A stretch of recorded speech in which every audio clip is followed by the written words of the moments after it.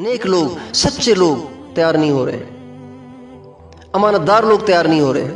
تو ہم کہتے ہیں کہ ساری دنیا میں جتنی عیاشی، بدماشی اور جتنا فساد مچا ہوا ہے نا، اس میں ماں باپ کا بہت بڑا حصہ ہے۔ اس لیے کہ یہ فساد بھیڑیوں نے نہیں مچایا ہوا، اسلام آباد میں بھیڑی نہیں داخل ہو گئے جو بازاروں میں لوگوں کو کاٹ کھا رہے ہیں، بلکہ انسانی بیٹھے ہوئے ہیں دکانوں پہ جو لوگوں کو کاٹ رہے ہیں، انسانی بیٹھے ہوئے ہیں دفتروں میں جو لوگوں کو کاٹ رہے ہیں، اور یہ انسان آسمان سے نہیں اترے، یہ کسی ماں اور باپ کی پرورش کا نتیجہ ہے۔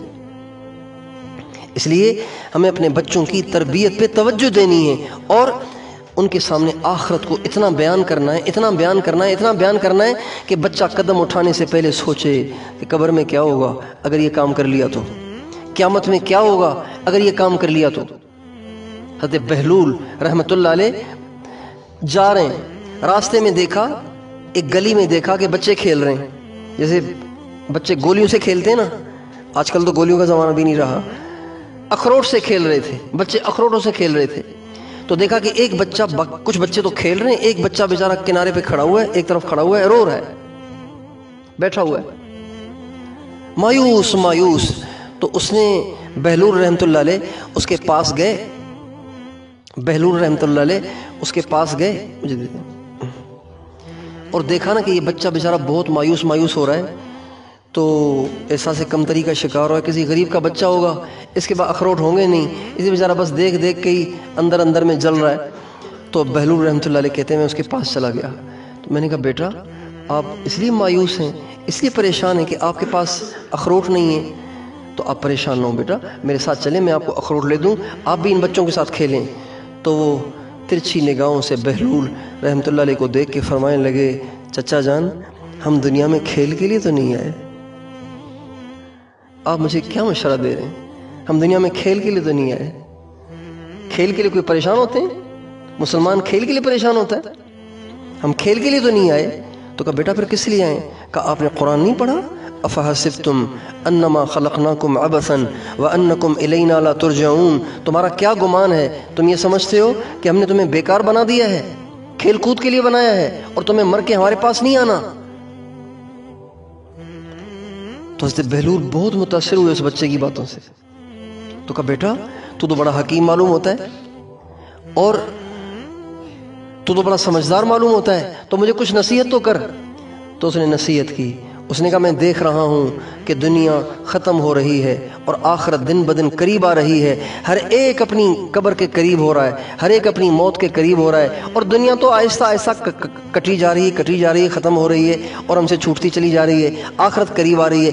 ایسی نصیحتیں کی کہ بہلول رونے لگ گئے، اور وہ بچہ خود بھی رو رہا تھا، زار و قطار رو رہا تھا۔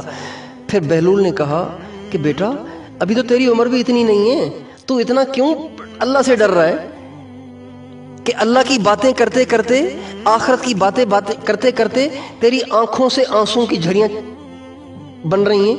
تو وہ فرمانے لگے، بچہ فرمانے لگا بہلول رحمت اللہ علیہ سے کہ چچا جان بات یہ ہے کہ میں نے اپنی ماں کو دیکھا ہے، جب وہ آگ جلاتی ہے نا تو بڑی لکڑی کو آگ دیر سے لگتی ہے، تو چھوٹی چھوٹی لکڑیاں، چھپٹیاں وہ پہلے ڈالتی ہے، اس سے وہ آگ کو جلدی پکڑ لیتی ہیں، اس کے بعد پھر بڑی لکڑیاں ڈالتی ہے میری ماں۔ تو میں سمجھتا ہوں کہ ایسے نہ ہو کہ میں اللہ کو بھولا رہوں، آخرت کو بھولا رہوں، اور میں اللہ کو ناراض کرتا رہوں، اور اللہ جہنم میں چھوٹی لکڑیوں کی جگہ اللہ مجھے ڈال دے۔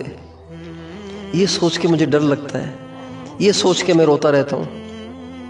اس کے بعد پھر انہوں نے اشعار پڑھے آخرت کے بارے میں، جہنم جنت کے بارے میں، اللہ کی عظمت کے بارے میں، ایسے اشعار پڑھے کہ حضرت بہلول بے ہوش ہی ہو گئے۔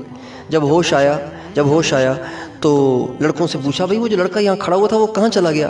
کہا وہ تو چلا گیا۔ تو کہا کون تھا وہ؟